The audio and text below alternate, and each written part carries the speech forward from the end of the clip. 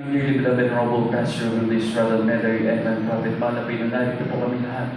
Nagpapakumbaba, nagsusumamo sa iyo. Ano man ang aming nasabi na isip na gawa, hindi mo kinalugdan. Patawarin mo po ang bawsa sa amin, Malapay. Noon, narito po kami sa pag-aaral ng iyong banal na salita. Sagana sa akin, wala akong magagawa, Malapay. Rin ka maglagay sa akin mga labi ng tamang salita, Malapay. Buksan mo ang aming pangunawa. Hibuin mo ang aming mga puso, Malapay. Jesus, patatagin mo po ang aming pananampalataya sa iyo sa pangalan ni Jesus at aming sinasawayaan na gawa ng kaaway. Cast out in Jesus' name. Hallelujah! Hallelujah. Praise the Lord. Everybody shout, praise the Lord. Purihin natin, Malapay, na give my highest praise, glory, honor, and thanksgiving to our Lord. There is Jesus, the King of Kings, the Lord of Lords, Almighty God. Give double honor and respect to our beloved parents in the Lord. We will never forget the blessed teachings of our dearly beloved Honorable Pastor Willis, Brother Mary, and Prophet of the Loving God, our beloved Honorable Assistant Pastor Nina C. Almeida.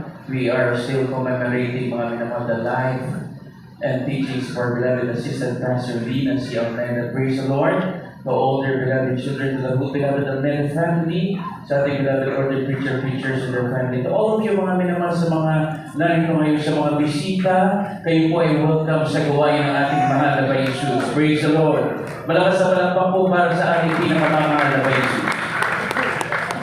Purihin ang ating pinakamamahal na Bay Jesus. Our title, mga minamahal, The Three Enemies of the Soul. The three enemies of the soul. Ang tatlong kalaban, mga minamahal, ng ating mga kaluluwa. Praise the Lord. At sabi, mga minamahal, that ang ating mga kaluluwa, mga minamahal, ay it is precious, mga minamahal, na kailangan nating alagaan. Na tayo, mga minamahal, ay manatiling malinis, dalisay, mga minamahal.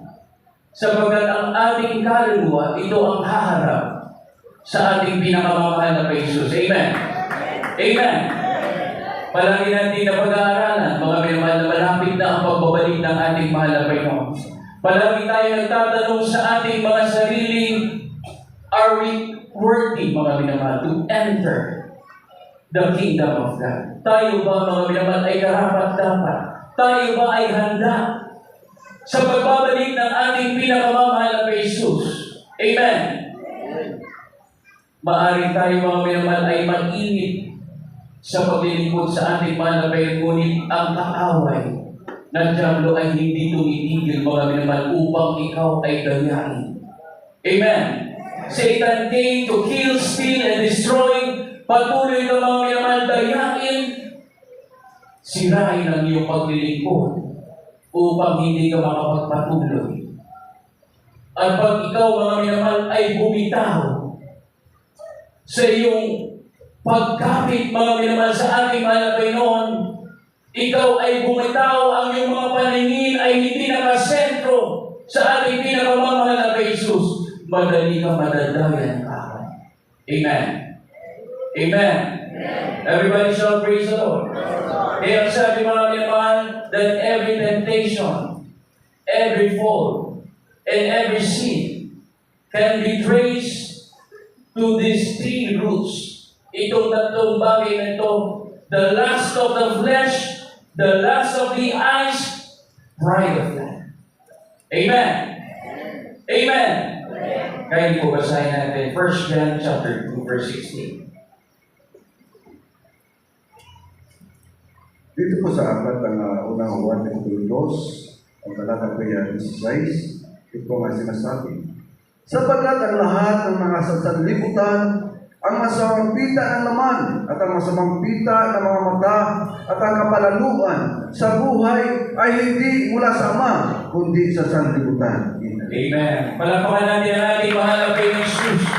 Ang sabi, for all that is in the world, the lust of the flesh, and the lust of the eyes, and the pride of life, is not of the Father, but is of the world. Mga minamahal, hindi ito nanggaling sa Diyos. Amen.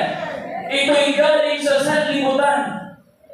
At ito ang maglalayo sa iyo sa mahal na Panginoon. Amen. Ang sistema ng mundo ito, mga minamahal, ito ang maglalayo sa iyo sa ating pinakamamahal na Panginoon. That's why we must be careful, mga minamahal. Guard your ears, guard your eyes. Amen. Ang sabi, last of the eyes. Ang mga mata natin kung saan natin itinitig at tinitingin. Mas mabuti pang ipitig mo at ipanalangin mo sa mahal na Panginoon. Amen. Mabuting bagay. Yung huwag mo tingnan yung mga bagay na magpapahina ng iyong pananampalataya. Tingnan mo yung magpapatatag ng iyong pananampalataya. Look unto Jesus, the author and finisher of your faith. Sapagkat kung titingin ka sa tao, at sabi sa Biblia, ang diablo, ang masamang espiritu ay kumakalon at maaari kong pumasok sa iyo. If you are lack of prayer and fasting, mga minamahal, ang mga bulong sa iyong mga tenga, it will, mga minamahal, papasok sa iyong puso at magbabago ang iyong pagkatao. Amen. Kaya sapagkat ang lahat ng nasa libutan, ang masamang pita ng laman at ang masamang pita ng mata at ang kapalaluan sa buhay hindi mula sa Ama kundi sa sanlibutan. Totoo ang sabi ng ating beloved assistant pastor, beloved Mama Dear, our beloved assistant pastor Dina C. Almeda, mga minamahal, na bukod sa diablo, ang kalaban mo, mga minamahal, ang sanlibutan at ang iyong sarili. Amen. Yung sarili mo, mga minamahal, sarili mong desisyon. Ang sabi ng Biblia, that your heart is deceitful. Maaari kang madaya. Kung saan ka tumitingin, mga minamahal, magkaroon ka ng ibang pag-ibig, papasok sa iyong puso. Kung ikaw ay madalas sa social media, mga minamahal, sa iyong cellphone, hindi mo na mamalayan. Pahaba na pahaba ang oras mo sa pag-scroll, mga minamahal, mga bagay, mga video, na hindi kinalulugdan ang ating pinakamamahal na pinag-ibig sabihin, dinadaya ka na. Amen. Those are the last of the eyes. Amen. Ang sabi mga minamahal, that Satan has not changed his strategy. Marami siyang paraan, mga minamahal. Amen. He only changes the packaging. Hindi siya, mga minamahal, tumitigil sa pagdaya sa tao. Maaaring ito'y manggaling sa iyong mga kausap, manggaling sa iyong mga messages na natatanggap na magpapahina sa iyong pananampalataya. That will cause, mga minamahal, na ikaw ay magalit, ikaw ay magtampo, ikaw ay magtisot, at ikaw ay umalis sa pananagawain ng mahal na Panginoon. Subalit, mga minamahal, ikaw ay magiging talo pag pinagbigyan mo ang kaaway. Kaya ano tinuturo sa atin na ating beloved Robo, parents in the Lord, our beloved Robo pastor, mga minamahal, ang tingnan mo ang mahal na Panginoon Jesus. Amen! Amen! Everybody shall praise the Lord! Kahit nasa loob ka ng sambahan, huwag kang tumingin sa iyong mga kasamahan. Nandito ka sa loob ng bahay sambahan, i-focus mo ang sarili mo na madamang mo ang presensya ng ating mahal na Panginoon Jesus. Ito ang magpapatalag sa iyo, mga minamahal. Huwag mong tingnan ang mali ng iyong kapwa. Ipanalangin mo sila lahat pag sila'y nalulugmok, mga minamahal, sa pagkakasala. Huwag mo sila itaboy. Sila'y turuan mo, ipanalangin mo, ipaalala mo sa kanila na wala tayong ibang pinaglilingkuran. Ang Diyos na mabait, ang ating pinakamamahal na Panginoon, puno-puno ng pag-ibig sa atin. Walang namin ang ating mahal na Panginoon. Everybody shall praise the Lord! Purihin ang ating mahal na Panginoon. The lust of the flesh, desire to feel.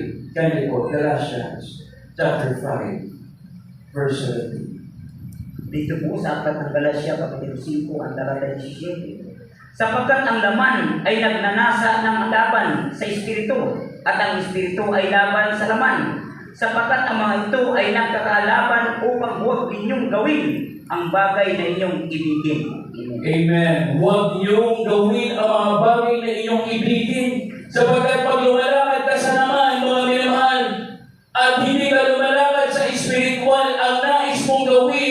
Kung anong udyok sa iyo ng iyong isip, ang udyok sa iyo ng puso, your heart is deceitful, mga minamahal. Maaari ka magkamali, subalit pag ikay puspos ng banal na presensya ng ating mahal na Panginoon, lagi ka na doon sa tuong ng panalangin, nagpupuri araw-gabi, na dinuro siya din ang ating beloved parents in the Lord. Mga minamahal, God will guide you. God will direct you, mga minamahal, kung saan ka pupunta, anong gagawin mo, anong desisyon ang tama mong gawin. Hindi ka magkakamali pagkasama mo ang mahal na Panginoon. Everybody shout, praise the Lord. Palakpakan natin ang mga kasama ni mga kaibigan. Kaya ang sabi mga minamahal,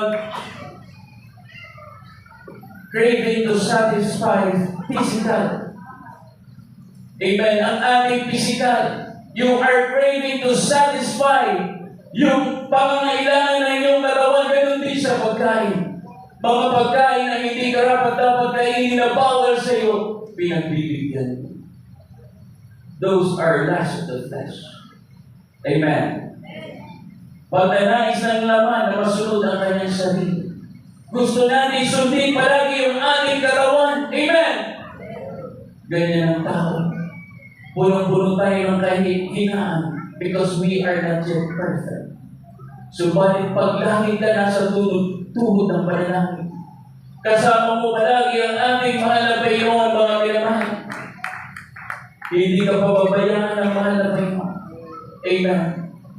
Kung anong nararapat at mabuti para sa iyo, ibibigay ng mahal na Panginoon. Palakpakan natin ang ating mahal na Panginoon. Thank you for Genesis chapter 3, verse 6. Dito po sa aklat ng Genesis Kapitulo 3 sa talata po 6. At nang makita ng babae na ang bunga ng punong kahoy ay mabuting kanin at nakalugod sa mga mata at kahoy na mananasa upang magpantas sa tao, ay pumitas siya ng bunga neon at kinain at binigyan din niya ang kanyang asawa kasama niya at ito'y kumain. Amen. Yan po yung sa Genesis chapter 3, verse 6, dahil po Matthew chapter 4, verse 3. Dito po sa aklat ng Mateo Kapitulo 4 at talata 3. At ang manunukso ay dumating at nagsabi sa kanya, kung ikaw ang anak ng Diyos, ay pag-utos mo na ang mga batong ito ay maging mga tinapay. Amen. Everybody shout, praise the Lord. As sabi sa Matthew, mga minamahal, and when the temper came to him, he said, if thou be the Son of God, command and these stones be made bread. Amen. Nung ating mahal na Panginoon ay nag-ayuno for 40 days, siya'y nagkarawang tao, mga minamahal, nandun ang damang kaaway. Siya'y tinutukso. What more tayo, mga minamahal? Araw-gabi, nandiyan ang pagtukso ng kaaway. Ilalatan niya sa iyong harap.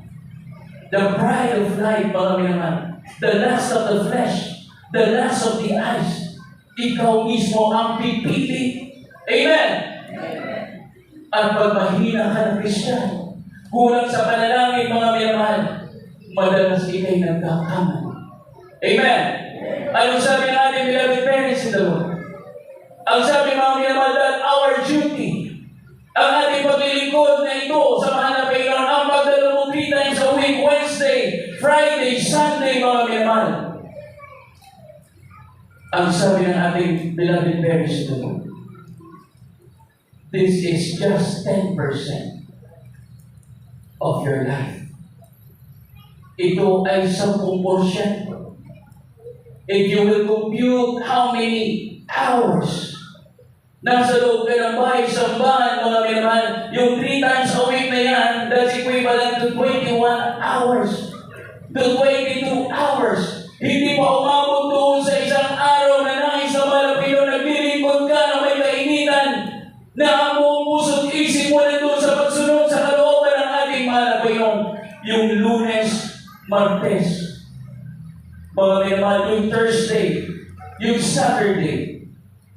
If you add it up, that is about 88 to 90% of your life.